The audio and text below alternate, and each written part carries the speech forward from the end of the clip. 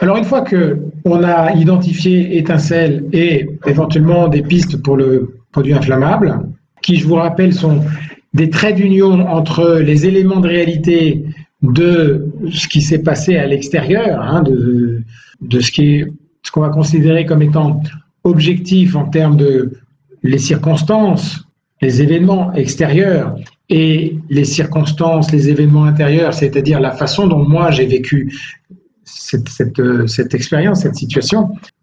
Les étincelles sont le trait d'union avec ça. Ça prend racine dans les éléments. Les produits inflammables aussi, en quelque sorte, puisqu'on voit ce qui a été touché en soi.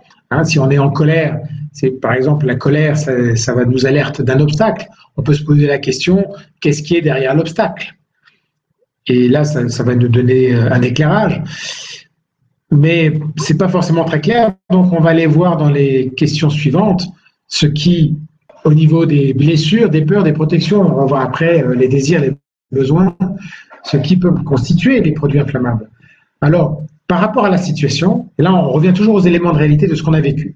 Par rapport à ce que vous avez vécu, vous pouvez vous poser la question si, dans quelle mesure les réactions que j'ai eues sont-elles liées à une blessure que je porte? Et si oui, est-ce que c'est une blessure que je découvre aujourd'hui? Ou sinon, est-ce que c'est quelque chose qu'il y avait auparavant? Par exemple, si, reprendre l'exemple de tout à l'heure, quelqu'un qui se met à rigoler quand vous êtes en train de faire une intervention dans une réunion de travail et que vous vous sentez honteux ou honteuse à ce moment-là, ça peut peut-être être en résonance avec une blessure d'humiliation que vous avez eue. Vous avez eu dans votre histoire des moments où vous avez vécu l'expérience d'être humilié. Ou peut-être la personne, ça n'a rien à voir. Peut-être qu'elle rigolait parce qu'elle a vu un message sur son téléphone portable. Peut-être que son rire n'avait rien à voir avec vous. Mais ça vous a fait réagir. Et ça vous a fait réagir peut-être parce que c'est venu en résonance avec ce quelque chose de douloureux en vous, que vous portez en vous. Et donc cet événement que vous avez noté va peut-être vous permettre de mettre en lumière cette zone sensible liée à des blessures que vous avez eues et que peut-être vous portez encore ou dont vous portez le souvenir. Donc voilà une des choses que vous pouvez identifier. Autre chose que vous pouvez identifier, c'est des peurs, des protections.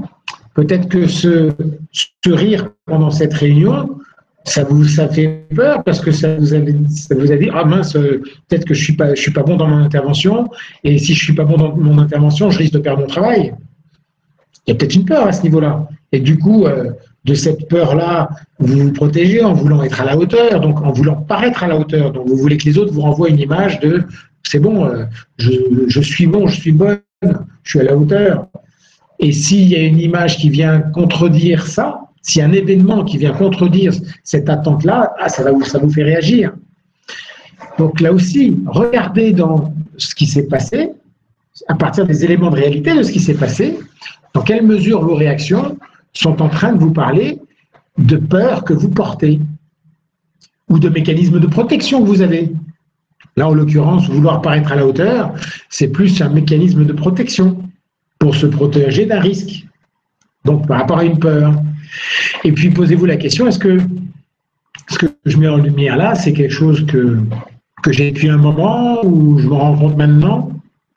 Peut-être que de regarder ça, d'avoir cette attention juste à ce qui s'est passé et à mettre en lumière ce que vous vivez par rapport à ce qui s'est passé, ça va peut-être faire remonter d'autres situations similaires et ça va peut-être vous éclairer sur des réactions que vous avez eues dans d'autres circonstances. Ah, mais oui, mais l'autre jour, pendant la discussion autour de la machine à café, un tel avait fait une remarque et puis ça m'avait dérangé, ça m'avait perturbé, contrarié. Donc voilà, observez, regardez, écoutez, ressentez, notez, accueillez ce qui se présente, qui remonte. N'activez pas le mental pour analyser. Le but de ces questions, c'est pas de trouver des explications. Ça n'est pas pour expliquer ce qui vous est arrivé. Si on est dans un mode « j'explique ce qui m'est arrivé », c'est pas le bon. Parce qu'on est dans le subjectif. Là, on peut se trouver des explications hors sol. Tout ce travail-là doit partir de la réalité vécue, vivante, de ce qui s'est passé. Et donc, ça ne vise pas à trouver des explications, mais juste à accueillir des éclairages, des mises en lumière, des prises de conscience. Donc, je vous laisse répondre à ces deux questions. Encore une fois, par rapport à ce que vous avez noté, par rapport à cette expérience réellement vécue, observez si les réactions sont liées à des blessures, potentiellement, qui remontent, auxquelles ça vous fait penser. Pas que vous allez chercher, mais auxquelles ça vous fait penser. Pas que vous allez chercher pour expliquer, mais auquel ça vous fait penser parce que c'est là. Ah ben oui, tiens, ça m'interpelle par rapport à ça. Pareil sur les peurs, les protections. Donc notez ce que vous avez à noter, et une fois que c'est fait, faites-moi signe. Vous identifiez des choses intéressantes, vous arrivez à identifier quelque chose. Des fois, on n'a pas la réponse, hein. Des fois, il n'y a rien qui vient. Hein.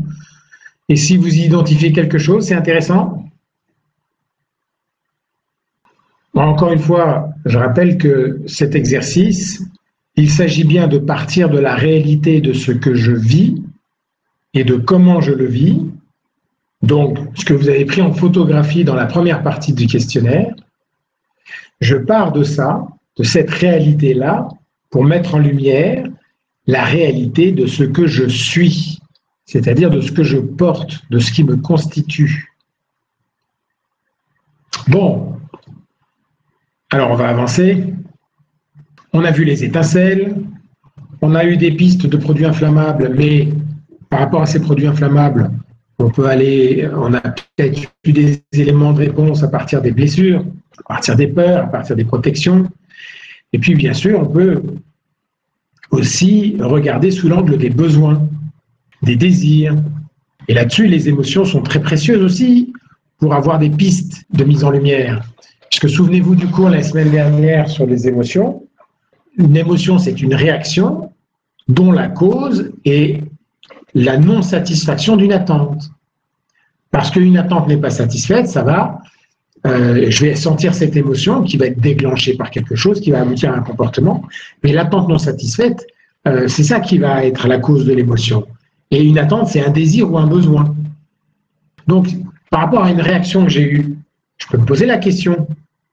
Ma réaction me parle de quel besoin, de quel désir, quelle attente n'a pas été satisfaite, et de quel désir ou besoin cette attente non satisfaite est-elle en train de me parler.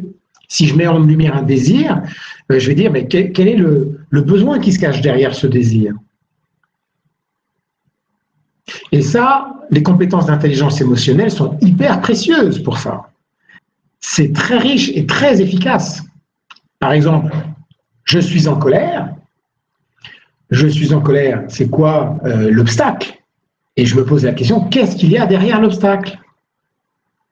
Qu'est-ce que je veux que je n'ai pas à cause de l'obstacle? C'est quoi mon besoin? C'est quoi mon désir? Si je suis triste, c'est la perte. Qu'est-ce que j'ai perdu dans la situation? Qu'est-ce qui me manque? Si c'est une peur, c'est qu'il y a un danger. Quel est le danger? Si je ressens une peur, c'est quoi le danger? Et qu'est-ce qui est en danger? En quoi c'est en danger? Donc vous voyez, vous avez, grâce aux émotions, des pistes très intéressantes, très précieuses, très efficaces pour mettre en lumière ce qui se joue en soi. Et pour ça, vous avez les cartes mémo. Aidez-vous de ce slide. Donc rappelez-vous, hein, dans cette phase de l'exercice, ça consiste à la lumière de ce que j'ai vécu et de comment je l'ai vécu, d'aller voir les émotions, à partir des émotions, d'utiliser ces signaux pour aller voir à l'intérieur ce qui se cache derrière ces émotions, quelles sont les attentes sous-jacentes, quels sont les désirs et les besoins. Et je vous laisse cette carte visible pour vous aider à mettre en lumière ça. Et vous pouvez, à partir de ce que vous avez écrit, prendre émotion par émotion. Si vous avez été à la fois en colère et déçu, allez voir, prenez la colère et allez voir, tirez le fil. Tiens, j'étais en colère contre quoi? Et c'était quoi l'obstacle? Qu'est-ce qu'il y avait derrière l'obstacle? Ah, j'ai été déçu, donc j'avais une attente qui n'a pas été satisfaite. Qu'est-ce que j'ai pas eu, que j'espérais avoir? Et ce que j'ai pas eu, ça me parle de quel besoin chez moi? Donc, émotion par émotion, tirez le fil et répondez à ce niveau du questionnaire. Dans ce que j'ai vécu, quels sont les désirs, quels sont les besoins, sur quels désirs et besoins l'expérience que j'ai vécue m'éclaire. Faites de votre mieux pour répondre. Dans cet exercice, il n'y a pas de je réussis ou je réussis pas. Il y a juste je fais de mon mieux, je mets en lumière ce que j'arrive à mettre en lumière. C'est important de se détacher de toute obligation de résultat dans l'exercice en question, parce que ça risque de nous de nous mettre en force pour trouver des réponses, et du coup on ne va pas trouver les réponses par rapport à ce qu'on vit, on va se mettre à inventer les réponses parce qu'on a besoin de trouver des réponses. Et les réponses ne vont plus être ancrées dans la réalité vécue, mais dans une réalité subjective que je vais me créer. Et bien sûr, c'est beaucoup moins fiable, beaucoup moins éclairant. Des fois, c'est même contre-productif parce que ça nous induit en erreur. Ça nous illusionne sur nous-mêmes. Ça nous donne des explications sur ce qu'on a vécu qui sont à côté de la plaque. OK ? Ça nous a satisfait parce qu'on se sent bien, ah ben c'est bon, j'ai trouvé des réponses. Ça satisfait le besoin d'avoir des réponses. Ça alimente éventuellement un besoin de sécurité à travers cette illusion de contrôle, puisque j'ai l'impression de comprendre, donc j'ai l'impression de contrôler. En fait, c'est stérile. C'est illusoire, c'est holographique. Et tôt ou tard, la réalité, elle nous rappelle à l'ordre. Elle nous replonge dans le réel. Donc, faites de votre mieux, ni plus, ni moins. Ne vous distrayez pas. Faites l'exercice sérieusement. C'est pas toujours facile. Des fois, on n'a pas envie d'aller voir. Hein. Faire ce genre d'exercice, ça va nous amener à mettre en lumière des choses de soi, des choses en soi, qu'on ne veut pas voir. Et donc, il peut y avoir de fortes résistances à faire cet exercice. Et on va trouver plein de bonnes raisons. Comme quoi, mais non, c'est pas la peine. Ah, ben, ça sert à rien. Ou on va trouver des choses plus importantes à faire. Ah, tiens, j'ai oublié de faire ça, il faut que je le fasse. Plein de bonnes excuses pour ne pas faire ce qu'on devrait faire, ce qui serait utile pour nous de faire, ce qui serait nourrissant pour nous de faire, mais ce qui serait aussi inconfortable, parce que ça nous ferait voir des choses qu'on ne veut pas voir. Donc, ce qu'on ne veut pas voir, on va tout faire pour ne pas le voir. Et on va se trouver plein de bonnes raisons, qui sont toutes mauvaises d'ailleurs. Avançons, et avant de passer à la slide suivante, comment vous avez vécu cet exercice? Qu'est-ce que, à ce stade, ça vous dit, ça vous interpelle? Qu'est-ce que ça met en lumière? Vous pouvez partager ce que vous avez écrit, hein, ou pas, ou simplement, de façon générale, comment vous vous sentez à faire cet exercice. C'est plutôt agréable, c'est plutôt inconfortable, c'est difficile, c'est facile, c'est clair, c'est confus. Comment vous avez vécu le fait de répondre à ces questions? OK? Pas encore vu la leçon de l'exercice. Intéressant, ça fait. Je vais en parler tout de suite. J'étais connecté à mes émotions. OK?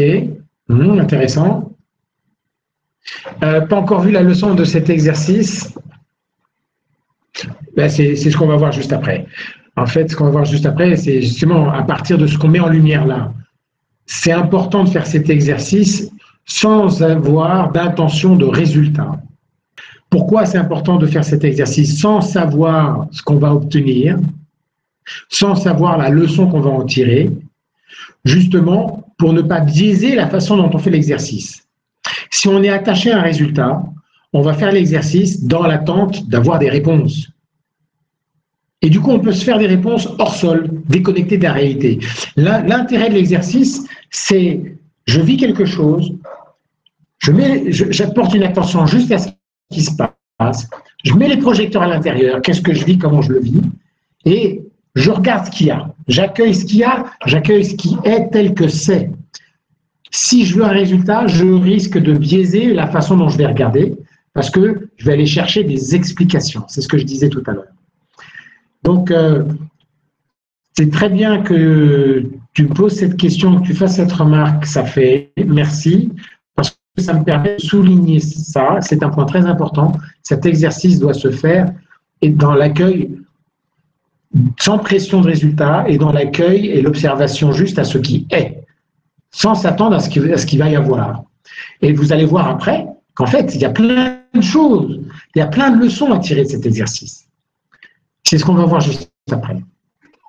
Ça me rappelle des choses malheureuses.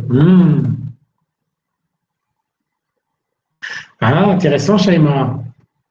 C'est vrai qu'après coup, on se souvient de réactions qu'on a eues et puis on se demande, à la lumière de ce qu'on est aujourd'hui, mais pourquoi j'ai fait ça? Après, c'est toujours facile après coup de se dire j'aurais dû faire ci, j'aurais dû faire ça, ou j'aurais pu. En fait, non. Si on avait pu, si on avait eu la conscience et l'expérience qu'on a aujourd'hui, si on l'a vu à l'époque, bien sûr qu'on aurait fait différemment. C'est important de poser un regard sur notre histoire, notre passé, avec beaucoup de bienveillance et de ne surtout pas se juger sur des comportements du passé à la lumière de ce que l'on est aujourd'hui. Parce que bien évidemment, on a évolué, on a grandi, on s'est enrichi et on ne ferait pas les choses de la même façon. Et si on se dit « Ah, j'aurais pas dû », ben, sauf qu'en général, on fait toujours de son mieux avec ce qu'on a au moment où ça se présente. Mais c'est intéressant de mettre en lumière, effectivement, qu'on se rend compte que on se demande pourquoi on a fait les choses de telle ou telle façon. Alors, est-ce que parce que tout le monde le faisait? Ouais. Donc la question c'est est-ce que je le faisais parce que tout le monde le faisait? Donc par conformisme. Souvenez-vous de ce qu'on avait vu dans le premier cours, se conformer, les réactions de conformisme. Et il y a des raisons profondes pour ça. Et c'est vrai que quand on l'a fait à l'époque, la façon dont on se sentait à l'époque aurait pu nous éclairer sur les raisons qui ont fait qu'on s'est conformé. Est-ce qu'on l'a fait parce qu'on avait peur? Est-ce qu'on l'a fait parce qu'on avait un désir, le désir de plaire? Est-ce qu'on l'a fait parce qu'on avait peur, donc peur de déplaire? Et en tirant le fil sur les désirs ou les peurs, donc c'est quoi le danger? Ou le désir, c'est quoi l'attente? Ça nous éclaire sur ce qui nous anime à ce moment-là. Mais après coup, c'est difficile. Avec le temps, on se souvient des choses, on se souvient vaguement des faits, encore plus vaguement des sensations, et surtout, on perd de précision sur l'intensité dans laquelle on a vécu les choses. Donc, c'est pour ça que c'est un exercice qu'il faut faire au plus proche du moment où ça s'est passé. Il faut que ça soit frais. Merci pour ces remarques. Bon, on va aller aborder la dernière question de ce tableau. C'est ce que je viens de vivre, l'expérience que je viens de faire dans ma vie. Ça m'éclaire sur quoi? Quelle est la nourriture que je peux prendre de cette expérience? Et la nourriture, c'est quoi? Ça va être les éclairages que je vais avoir eu des réponses aux questions auxquelles j'ai répondu précédemment, avec des prises de conscience de ce que je suis, de ce que je porte en termes de conditionnement, de blessures, de peur, d'attente, de besoins. Ça va me permettre de mettre en lumière des choses en moi. Et je vais pouvoir faire la part des choses, c'est identifier ce qui m'appartient ou pas. Je vais pouvoir peut-être identifier des choses que je porte en héritage, qui n'appartiennent ni à mon conditionnement, ni à mon histoire de vie, mais que je porte en héritage et ça influence ma vie. Donc il m'appartient de lâcher ces héritages, de les dépasser, de les traverser, et justement de les mettre en lumière, d'être conscient de ça, qu'il y a quelque chose d'inconscient qui nous anime. Quand ça devient conscient et que ça nous influence dans la façon dont on réagit, quand ça devient conscient, les prochaines fois, on ne réagit pas tout à fait pareil. Puis jusqu'au jour où il y a quelque chose qui se passe, des choses qui sont lourdes, qui se libèrent, qui se lâchent. Et c'est comme ça qu'on se fait bouger dans ce que l'on est. C'est vraiment de prendre la conscience de qui l'on est, répondre à la question que suis-je, qui suis-je, être en contact avec ça, sans jugement. On est ce qu'on est, avec ce qu'on a, ce qu'on porte, notre histoire, C'est ni bien ni mal, c'est ce qu'on est ici et maintenant. Après, ce que l'on est, ce qui nous constitue, ce que nous portons, ben, ça va contribuer plus ou moins à nous laisser vivre dans une dynamique de vie, à nous laisser libre cours à nos aspirations de vie, ou ça va plutôt nous faire vivre et nous faire réagir en dynamique de survie, hein, plutôt dirigé par nos peurs. Et donc, la nourriture, c'est de mettre en lumière tout ça. Et quand on a des peurs, c'est de les traverser, c'est de s'en libérer pour laisser la place à une dynamique de vie. Souvenez-vous, quand on est en dynamique de croissance et en dynamique de protection, c'est incompatible, on ne peut pas être dans les deux en même temps. Quand on est en protection, on ne peut pas être en croissance. Quand on est dans un blockhouse, on ne peut pas les cultiver, on ne peut pas se développer, on ne peut pas construire, on est enfermé. Bon, mais quand on est dans un blockhouse, au moins on survit, hein, s'il y a vraiment un danger à l'extérieur. Mais c'est très rare aujourd'hui dans nos sociétés modernes d'être vraiment en danger. Et donc, se libérer, traverser ses peurs, se libérer de ses peurs, c'est basculer d'une dynamique de survie pour laisser la place à une dynamique de vie, pour laisser la place à exister, être et manifester qui l'on est. Donc, cet exercice-là nous permet de prendre la nourriture de nos expériences. Et une fois qu'on a mis en lumière tout ça, on peut, du coup, identifier ce qui est profondément juste et aligné pour soi. Et voilà, ça m'appartient, ça c'est juste, ça c'est important pour moi, ça c'est essentiel, ça c'est pas juste pour moi.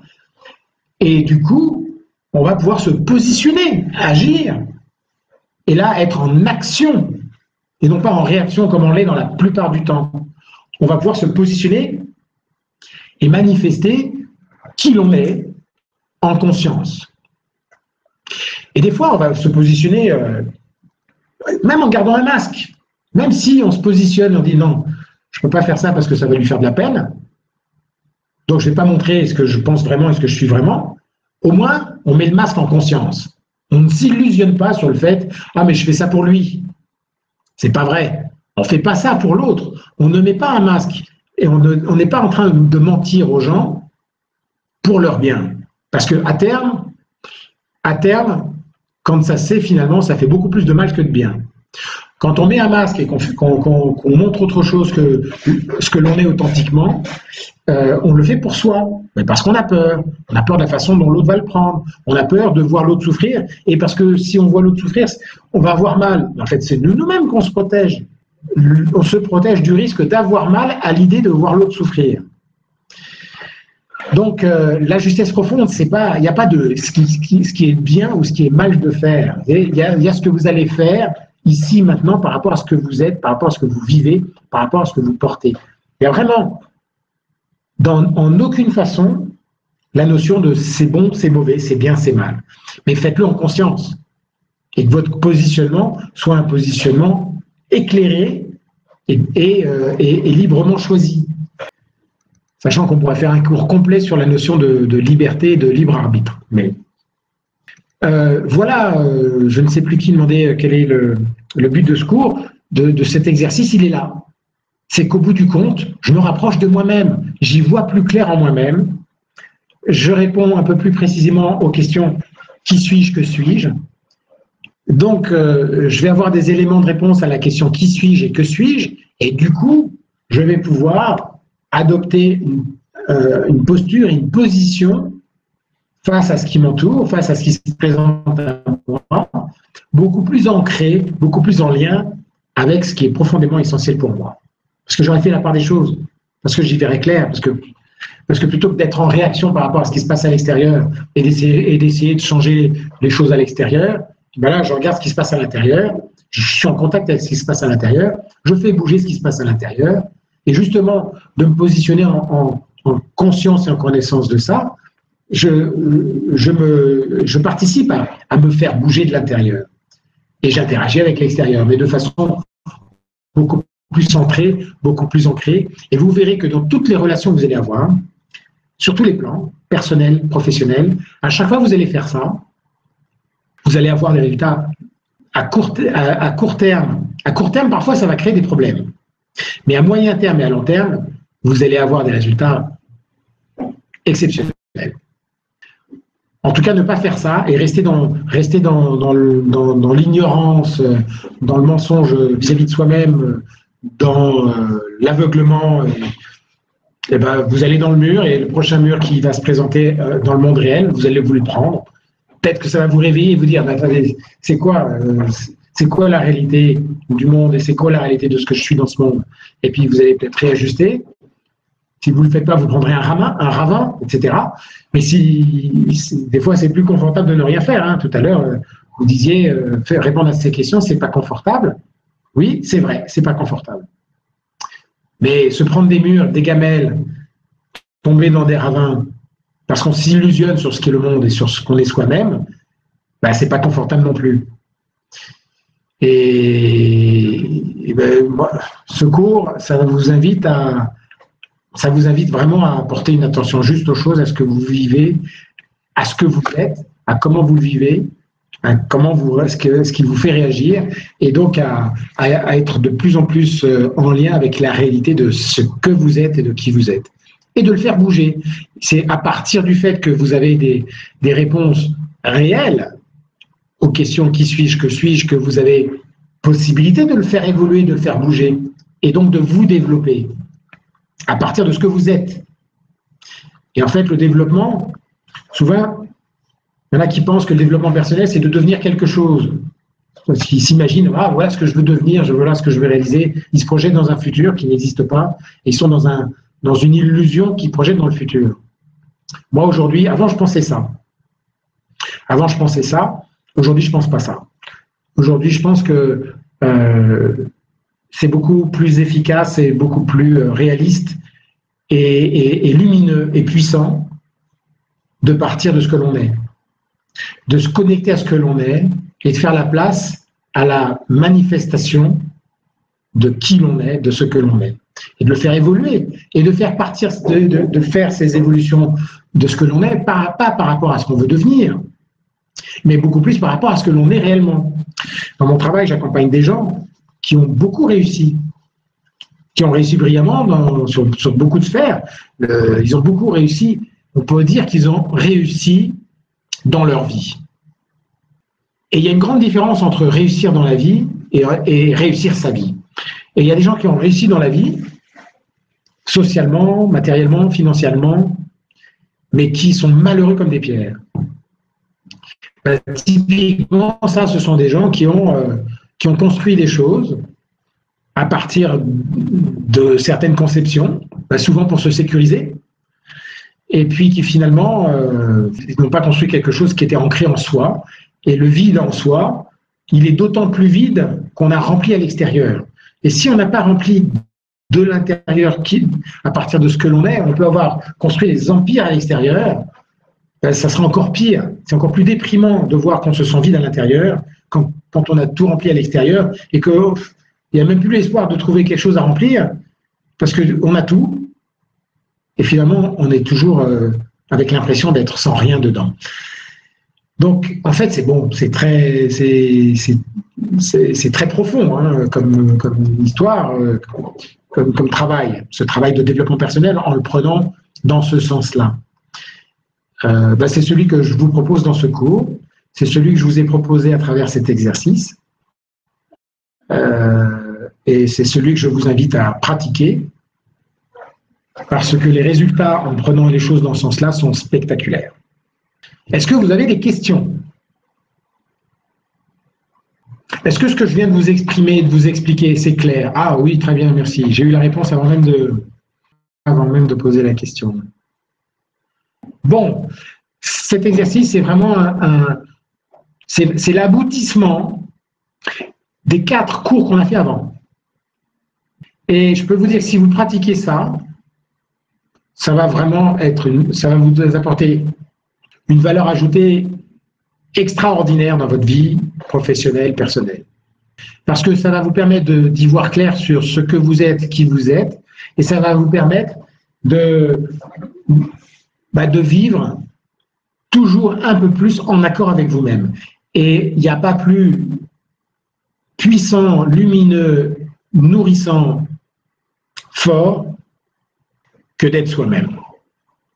libéré de peur, libéré d'illusions. Donc toute une aventure, et ça c'est l'histoire d'une vie, hein. C'est une aventure, l'aventure de la vie. Moi j'aurais adoré avoir un cours de développement personnel à votre âge, comme moi celui que je viens de vous donner. Ça m'a fallu 30 ans de travail pour aboutir à ça. Alors si vous êtes intéressé pour aller plus loin et développer ça, vous pouvez lire mon livre. Je ne vous dis pas ça pour le vendre, hein. Mais c'est vrai que si vous lisez mon livre, vous aurez vraiment des éléments très détaillés. Et déjà, avec ce que je vous ai donné, vous pouvez le faire, hein, de façon autonome. Mais dans le livre, il y a beaucoup d'exemples, il y a beaucoup d'exemples vécus, il y a toute l'explication beaucoup plus détaillée que ce que je viens de vous faire. Mais voilà, lâcher prise, comment se reconnecter à soi-même.